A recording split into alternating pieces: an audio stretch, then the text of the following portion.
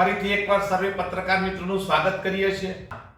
જેને કહેવાય કે વિશ્વગુરુ તરીકે પોતાની ખ્યાતિ સમગ્ર ભારત વર્ષની અંદર જે આપી રહ્યા છે એવા માનનીય નરેન્દ્રભાઈ મોદી દ્વારા વડાપ્રધાન શ્રી આપણા એ પરીક્ષા પે ચર્ચાનો કાર્યક્રમ થઈ રહ્યો છે।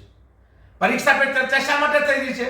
તો કે ભાઈ વિદ્યાર્થીઓ જ્યારે આ સામે જે પરીક્ષા છે એની અંદર ક્યાંય એ સ્ટ્રેસની અંદર ન રહે, ટેન્શન ન અનુભવે એ માટે મુક્ત વાતાવરણની અંદર પરીક્ષા આપે એ માટે માનનીય આપણા વડાપ્રધાન શ્રી ગુજરાતની અંદર અને સમગ્ર ભારત વર્ષની અંદર માસૂમ બાળકો ઉપર પોલિટિકલ ક્યાંક રંગ છોડવાની કોશિશ કરી રહ્યા છે।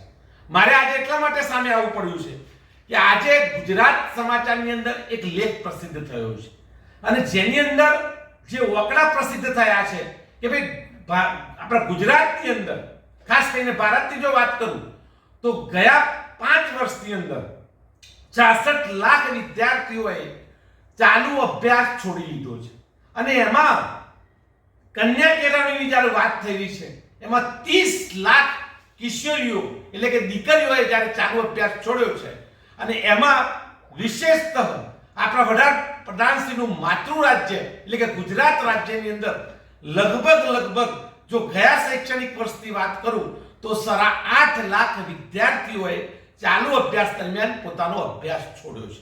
જો વકડા આપું તો 8.5 લાખ વિદ્યાર્થીઓ પૈકી લગભગ જેને કહેવાય કે 3 જે વકડા જારી થયા છે 78 લાખ એટલે કે 4.5 લાખ વિદ્યાર્થીઓ દીકરીઓએ અભ્યાસ છોડ્યો છે।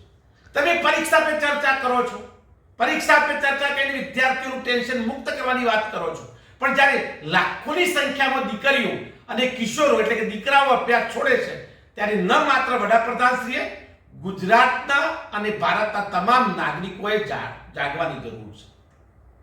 સેલ્ફ ફાઇનાન્સ સારા કોલેજો બને એમાં અમને જરાય વધુ ના હોઈ શકે, પણ જ્યારે ગુજરાતની અંદર ભારતની અંદર સરકારી શિક્ષણની જે વ્યવસ્થા ખાડે જઈ છે એના માટે ચર્ચા કોણ કરશે?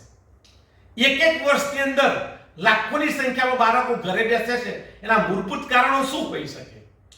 તો શાળાની નિયમિત શિક્ષકોની ભરતી, શાળાની અંદર ભૌતિક સુવિધાઓ, ગુજરાતની અંદર એક વર્ગોવાળી શાળાઓ, એક શિક્ષકવાળી શાળાઓ, શૌચાલય વિહીન શાળાઓ, સેનિટેશન સુવિધા વિહીન શાળાઓ વગેરે અનેક મુદ્દાઓ એવા છે।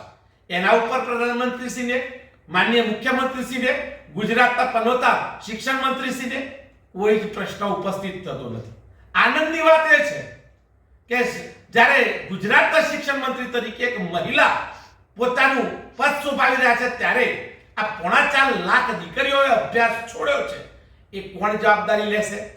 દુઃખ સાથે કહેવું પડે છે કે 30 વર્ષના શાસનના ભાજપના કુશાસનમાં આટલે બધા સત્તા જ્યારે ગુજરાતમાંથી આટલું સબળ નેતૃત્વ સમગ્ર ભારત વર્ષની અંદર પોતાનું પદ સંભાળી રહ્યું છે ત્યારે આજે ડ્રોપ આઉટની અંદર સર્વસ્થાન મોકરે જો કોઈ રાજ્ય હોય તો તે સ્થાન છે ગુજરાતનું। ગુજરાતમાં સૌથી વધારે બાળકો પોતાનો અભ્યાસ છોડી ચૂક્યો છે, પછી આસામ આવે છે, પછી જ ઉત્તર પ્રદેશ આવે છે। મૂળભૂત રીતે ભાજપ સરકાર જ્યાં સત્તાધારી છે ત્યાં સરકારી શાળાઓનું નિકંદન કાઢ્યું છે।